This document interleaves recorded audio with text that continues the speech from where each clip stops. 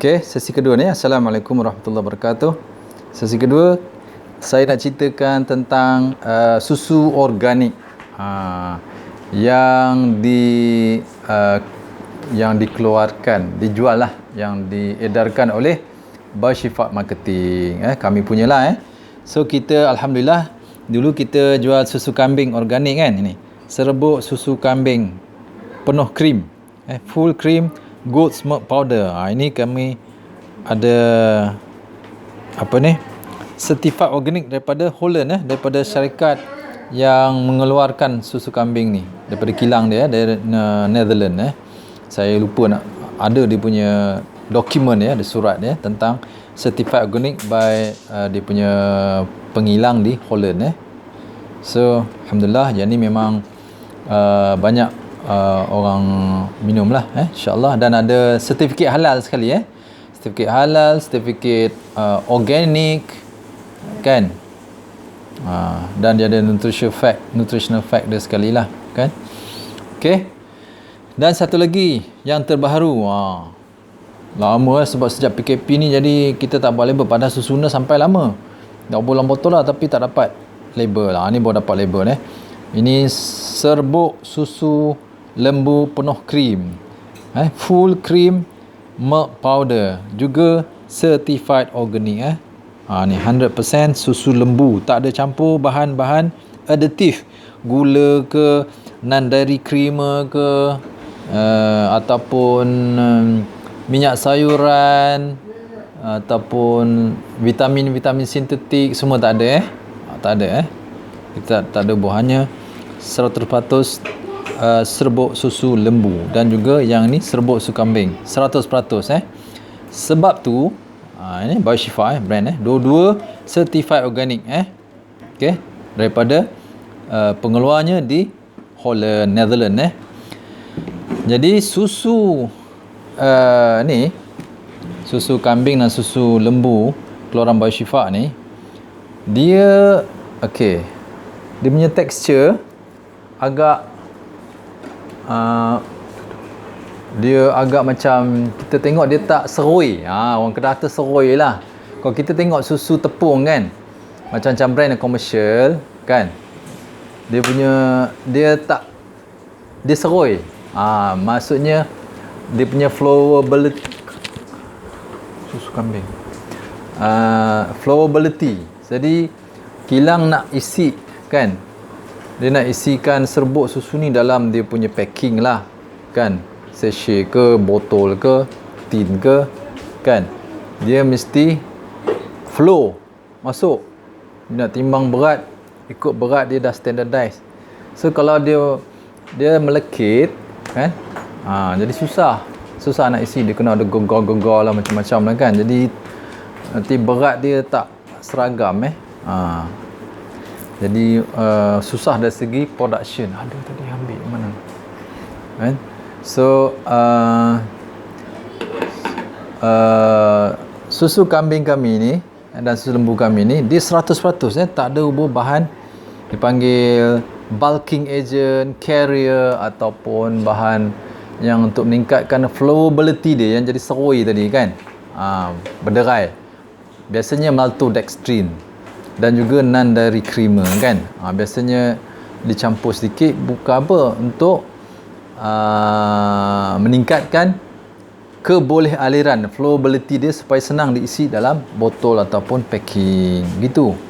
Tapi kami tak kami tak ada campur apa-apa untuk meningkatkan flowability. That's why dia agak nampak macam melekit sikit, macam melekit. Kita boleh tengok dia melekit sikit. Nanti saya tunjuk susu kambing ni. Sebab ada orang komen, kenapa susu kambing Bioshifa ni nampak macam melekit sikit kan. Dia kata tak sama macam susu kambing lain. Susu kambing lain ni macam dia seroi, dia berdebu kan. Bila kita tuang, ni nampak lepas tu dia kata berketul-ketul. Ni dia melekit sebenarnya, dia tak masuk angin. Dia tak masuk angin. Kita makan okey. Bila kita buat dalam air, dia boleh larut, tapi keboleh larutan dia pun tak sama dengan susu yang bila dicampur dengan bahan maltodextrin atau non-dairy creamer, yang tu cepat larut, senang larut. Yang ni kita kena kacau sikit, tapi dia larut dia tak ada, kalau masuk angin maknanya dia akan jadi berketul-ketul, tak boleh larut kan. Ini tak boleh. Kita minum, taste dia tak berubah so ini memang begini dan kita dapat pun ini dia expiry date dia 1.5 tahun daripada pengilang. So ada lebih kurang setahun lebih lagi ini baru lagi yang kita dapat. InsyaAllah sama dengan susu lembu juga So dia punya tekstur memang asal begini kan. So nampak memang tak cantik lah kan. Nampak dia melekit, sebab tu dia mudah berketul-ketul, sticky kan gitu. So dan rasa dia lebih kuat. Lebih kuat lah sebab tak ada campur dengan bahan-bahan aditif lain, tak ada maltodextrin, tak ada non-dairy creamer sebab tu rasa dia lebih kuat. Rasa kalau susu kambing adalah rasa kambing sikit, tapi sebelum ni kita jual yang susu kambing tak organik lagi kuat. Yang ni kurang sikit kurang banyak jugalah rasa maung kambing tu kurang pasal susu organik ni dia jaga dia jaga dari segi kebersihan, dari segi pemakanan dia apa semua kan. Dia tak pakai vaksin, tak pakai hormon, antibiotik semua kan, dan GMO. Itu yang kita nakkan, makanan organik termasuk susu kambing, susu lembu dia tak bebas hormon, bebas vaksin, bebas antibiotik dan juga GMO begitu Alright. So insyaAllah susu begini sangat bermanfaat untuk meningkatkan kesihatan, fungsian tubuh kita, organ-organ sel dan juga untuk sendi lutut sendi lutut kita, tulang belakang dia menguatkan. Dia upregulate synthesis collagen dan juga lapisan rawan dia kan, dan juga cecair pelincir dekat sendi-sendi. Sebab dalam susu mengandungi semua jenis asid amino perlu yang mana tubuh tak boleh sintesis, tak boleh buat.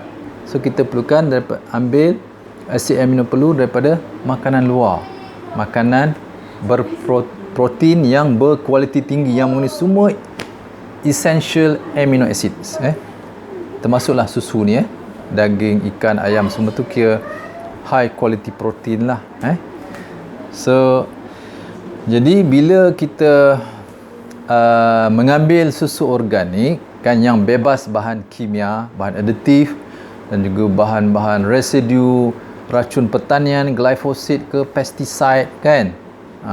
Kan lembu dengan kambing makan rumput, jadi itu pun dijaga kan.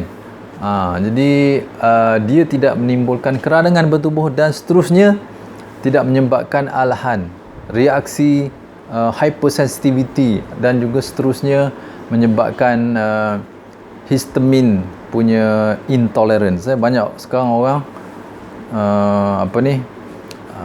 mengikuti diet rendah histamin diet rendah gluten, rendah histamin kan.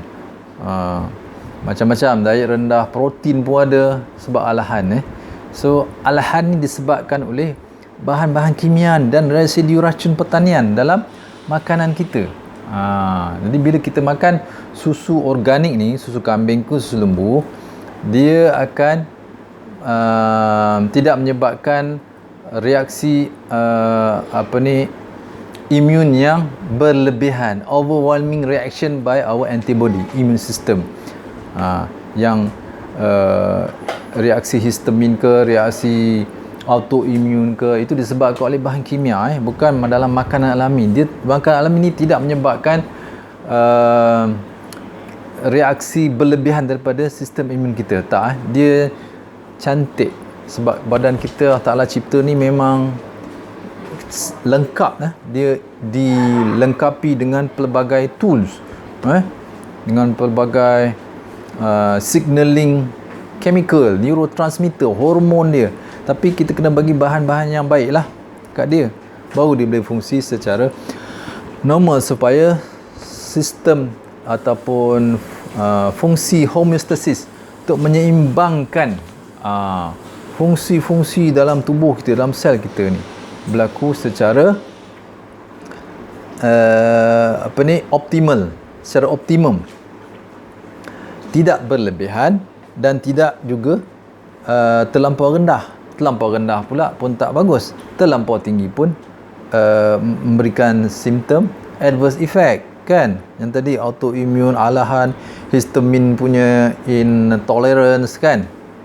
Begitu So bila kita makan susu ni, insyaAllah kita tak ada mengalami masalah alahan lagi. Tapi kalau orang dah ada alahan teruk, sensitif dengan histamin food, so dia kena rawat. Minum susu ni sikit-sikit. Ni susu ni boleh bantu mengatasi keradangan dalam tubuh kita, sebab kita perlukan protein, perlukan asid amino untuk menghasilkan molekul protein yang diperlukan oleh tubuh kita, kan? Tubuh kita ni mengandungi berapa ribu, saya tak ingat lah, belas ribu ke molekul protein, enzim protein, hormon protein, neurotransmitter protein, apa lagi, otot kita, jantung kita, kolagen, kan, tendon, kan, sendi-sendi semua mengandungi molekul protein yang pelbagai jenis, pelbagai fungsi, molekul protein structural dan molekul protein functional. Berjumlah beribu-ribu jenis molekul protein. Jadi kita perlu supply asid amino, protein pada tubuh kita yang diuraikan, dihadamkan dalam sistem penghadaman kita dalam perut, kan, dan diserap asid amino dengan peptide. Asid amino dalam darah diangkut kepada organ-organ dan dalam sel untuk proses sintesis protein, dipanggil gene expression. Gene kita yang menentukan protein mana yang nak disintesis dekat organ ni, protein apa, organ ni protein apa, kan. Begitu. Banyak mana nak produce, semua tu mengandungi dia punya sistem kawalan. Dia ada ukuran-ukuran untuk menghasilkan protein yang supaya badan kita tidak jadi berlebihan, reaksi imun berlebihan, keradangan berlebihan pun tak boleh. Keradangan tu adalah sebenarnya respon yang bagus untuk memperbaiki tisu rosak, tisu rosak, ataupun bila kita expose kepada mikrob, patogen, agent patogen, bakteria, virus corona ke, virus SARS-CoV-2 ni, corona semua, memerlukan reaksi sistem imun tubuh untuk melawan bakteria tu. Kan? Jadi kita perlukan first defense system kita pada membrane mucus dekat saluran pernafasan kita, kan. Itu dipanggil sel macrophage. Ni sel imun yang barisan pertahanan yang pertama. Barisan pertahanan pertama yang berfungsi untuk memakan virus-virus ni. Virus corona ke, virus covid ke, tak kira lah, bakteria ke apa-apa semua, benda asing yang boleh yang mempunyai antigen, yang boleh menyebabkan penyakit pada tubuh kita. So dan juga macrophage ni juga boleh membantu meriliskan bahan yang menarik sel imun yang lain untuk datang serang kalau virus yang ada, yang kita expose tu banyak, kan. Mungkin macrophage tak cukup. So semua ni perlu kepada protein, asid amino. That's why penting kita mengambil protein yang cukup, protein yang cukup lah, berlebihan pun tak boleh, begitu. Tapi lebih sikit-sikit tu tak apa, badan kita boleh selaraskan untuk jadi seimbang. Dia boleh up regulate, badan kita ada equipment, ada tools, dia boleh up regulate kalau bahan tu rendah daripada normal, dan badan kita juga boleh down regulate kalau benda tu tinggi, paras dia tinggi dalam badan kita. Cantik, Masya Allah. So susu ni susu yang bebas bahan-bahan kimia dan juga residu glyphosate, racun-racun pertanian, pestiside semua kan. Sangat bagus untuk menguatkan tulang, menguatkan sendi-sendi, tulang belakang orang slip disc, mudah kena slip disc, itu semua keradangan punca-punca dia keradangan yang melemahkan tisu kolagen tisu perantara, tisu yang megangkan tulang, sendi itu semua kan. Begitu. So sangat penting. Di samping dalam susu ni mengandungi paras mikronutrien dan nutrien yang optimal, sebab kita tak campur dengan bahan carrier. So peratusan nutrien dia tinggi. Kalau kita campur maltodextrin ataupun non-dairy creamer sebab nak kurangkan kos dan nak kurangkan bau dia kan. Jadi kalau kita buat 40%, ada yang sampai 50% pun ada buat non-dairy creamer dalam produk susu kambing, susu lembu kan. 50%, 60%, 70% pun ada. Dan yang paling rendah yang saya dengar lah 20%, 27%. So ini akan mengurangkan nutrien yang ada dalam susu kita, jadi kurang manfaat. Dah lah, kalau maltodextrin tu buat daripada starch jagung yang GMO dan mengandung glyphosate residu lagi kan. Kemudian mengandungi glyphosate. Glyphosate so dia mengurangkan nutrien apa? Okey, dalam susu kambing selain daripada vitamin A, vitamin D, vitamin D kita boleh dapat pada terdedah kulit kita pada cahaya matahari yang terik yang terik dalam 15-20 minit. Tapi dalam susu pun ada vitamin D. Ada sedikit vitamin D. Vitamin A, vitamin D, vitamin B kompleks. Ada beberapa jenis vitamin B kompleks ada dalam susu. Sama susu kambing atau susu lembu, boleh guna. Vitamin C tak ada sangatlah. D dah sebut. Vitamin E ada sikit. Vitamin K, vitamin K2, especially vitamin K2, sebab susu ni dikeluarkan secara organik. Jadi lembu-lembu dan kambingnya makan rumput, grass fed. So dia punya kandungan vitamin K2 lebih tinggi. Optimal, lebih tinggi vitamin K2 sebab lembu diberi makan rumput. Rumput-rumput. So berlaku pertumbuhan mikrobiom yang optimal, yang sihat dalam usus. Mikrobiom dalam usus ruminan ni, lembu dengan kambing, akan menukarkan vitamin K1 dalam rumput-rumput dan daun yang dimakan tu kepada K2 dan diserap dalam darah dia dan dibawa kepada susu dia. Dalam susu dia tinggi vitamin K2. Vitamin K2 saya ada cerita dulu kan tentang vitamin K2, apa dia punya manfaat dan dia punya kelebihan. Sangat banyak juga anti kanser, anti radang, dan juga dia anti kalsium deposit dekat dalam saluran darah, dekat tisu-tisu lembut kan. Okey, saluran darah yang penyakit jantung banyak sekarang ni disebabkan oleh kalsium deposit, plak yang dibentuk oleh kalsium, timbunan kalsium dalam dinding saluran darah arteri kita tu. Begitu So vitamin K2 ni dia boleh macam angkut balik kalsium yang dah yang ada di luar tulang, dia angkut masuk dalam tulang. Begitu. So sangat bagus makan susu, produk tenusu yang organik, insya-Allah dia membantu banyak, dan dia penghadaman lebih mudah dan dia tidak ada racun. Jadi dia juga membantu dalam pertumbuhan mikrobiom yang sihat sebab dia ada short chain fatty acid, butyrate. Butyrate satu lagi satu benda nutrien yang sangat berfaedah pada tubuh kita, malah kepada sel-sel otak kita. Dikatakan orang yang mengalami autism kan, dia punya kandungan butyrate dalam badan dia sangat rendah, very low, dan dalam otak dia pun very low juga, yang menyebabkan keradangan dan kerosakan tisu-tisu dan sel otak. Okey, begitu susu kambing dan susu lembu organik ni. Dia ada butyrate, short chain fatty acid, dan dia juga ada lauric acid, iaitu medium chain triglyceride. Lauric acid macam minyak kelapa dara, tapi kandungan lebih rendah lah. Kalau susu kambing dia lebih tinggi, saya tak silap saya 6 ke 7% kandungan lauric acid.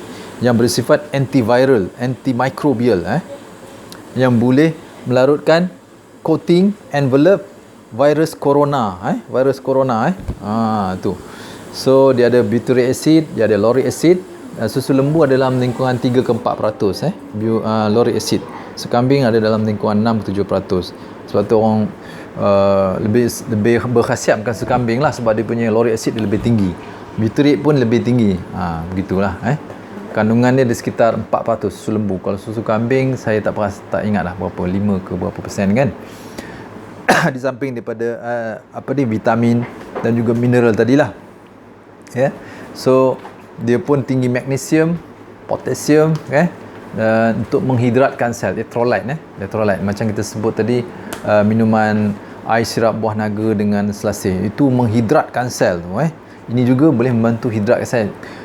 Pentingnya penghidratan sel untuk membawa nutrien dalam darah diserap ke dalam sel. Itu penting.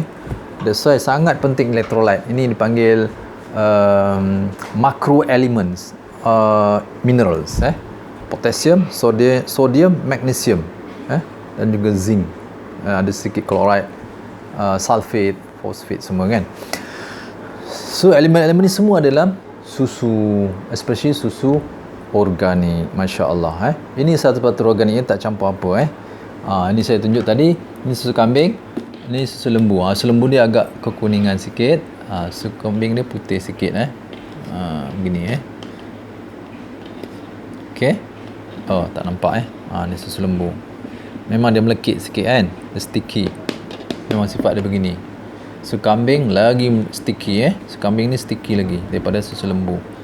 Ini bergantung kepada komposisi mikro dan makronutrien dalam dia, protein dia semua kan. Gitulah insya-Allah. Jadi siapa nak susu kambing organik dan susu lembu organik bawa Syifa, bolehlah komen di bawah, okey, ataupun nanti kami akan PM lah WhatsApp insya-Allah. Harga berat dia susu kambing dan susu lembu ni botol sama, berat dia kami bagi 400 gram. 400 gram. Gitu 400 gram. Insya-Allah. Siapa yang berminat boleh PM ataupun komen dekat bawah YouTube insya-Allah. Begitu insya-Allah. Dan juga sangat bagus untuk wanita mengandung. Disyorkan sangat kepada wanita mengandung, wanita bersalin, dia membanyakkan susu badan untuk baby dia, susu dia dipekat dan banyak. Susu pekat yang kaya protein dan juga asid lemak yang medium chain triglyceride dan butyric, butyric tadi dan juga mikronutrien yang lain, vitamin-vitamin yang lain masya-Allah. So insya-Allah kita cuba amalkan makanan sihat, whole foods, alami, seimbang, bebas bahan kimia aditif dan juga bebas residu racun pertanian. Itu kita punya falsafah pemakanan sihat, masya-Allah. Okey, semoga manfaat insya-Allah. Assalamualaikum warahmatullahi wabarakatuh.